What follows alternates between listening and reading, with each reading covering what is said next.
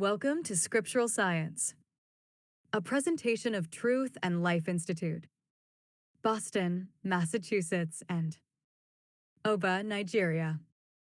The following is a subsection of the book. Human Intelligence is Infinitely Advanced Cloud Technology System. Written and published by Ifeanyi Chukwujima, scriptural scientist and a servant of God. This subsection's ID is Intelligence 1:9. God managed and controlled human evolution was out of God's great mercy. Let us carefully follow God's evolutionary manipulations of the human race. God created Adam fully grown and mentally and spiritually mature, but inexperienced.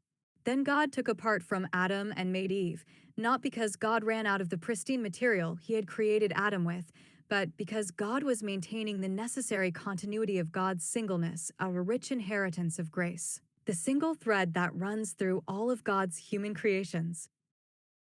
Immediately upon the creation of Eve, God brought the man and the woman together and pronounced them a husband and a wife. Though married as soon as they met each other, sex was not part of that holy marriage whatsoever. The presence of God was continually with the married couple through abundant grace. That was all they needed for their marriage to continue to develop and blossom as designed and commissioned by God. But once the devil got to Eve, and she disobeyed God and pulled Adam with her, everything that was sacred was forever tainted with sin and wickedness. A new era was born, and humanity could not continue as God had originally planned for humanity to continue.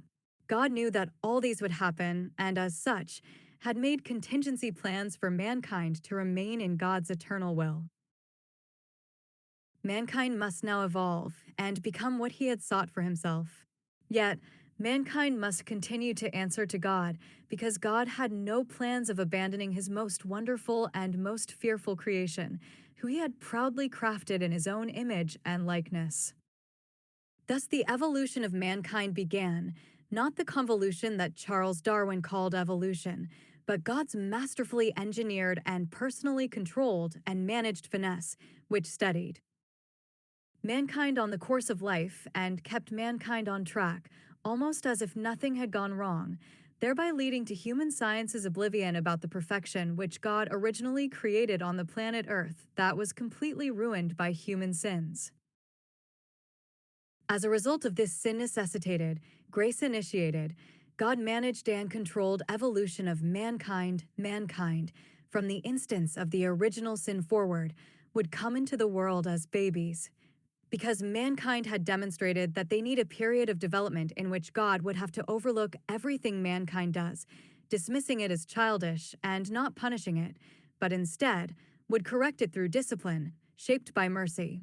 Isaiah 7 verse 15.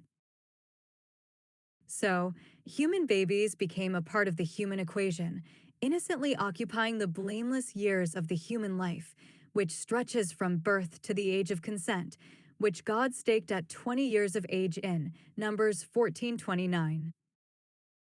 This period from birth to the age of consent in the modern human person's life corresponds to the period in Adam and Eve's lives, from when God drove them from the Garden of Eden to the time of Seth, when all mankind was made to start seeking God.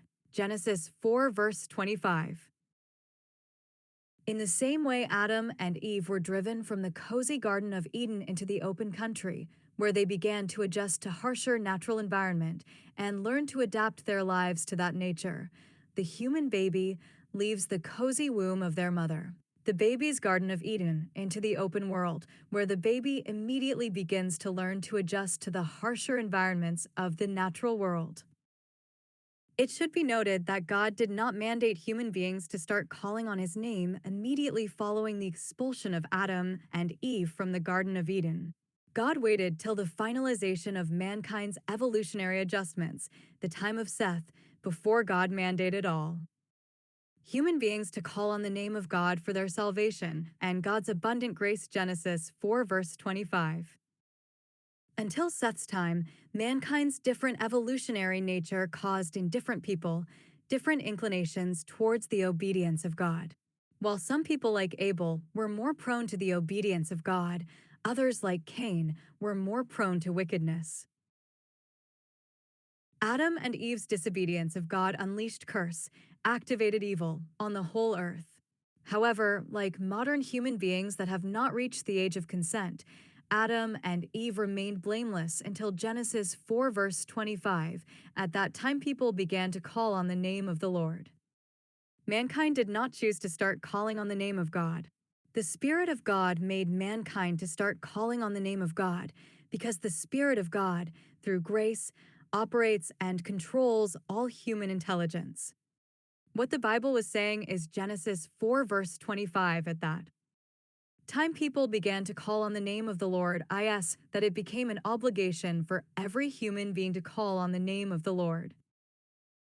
Therefore, God treated Adam and Eve and the rest of the generations immediately following them as kindly as God treats every human person in our world today who is under the age of consent.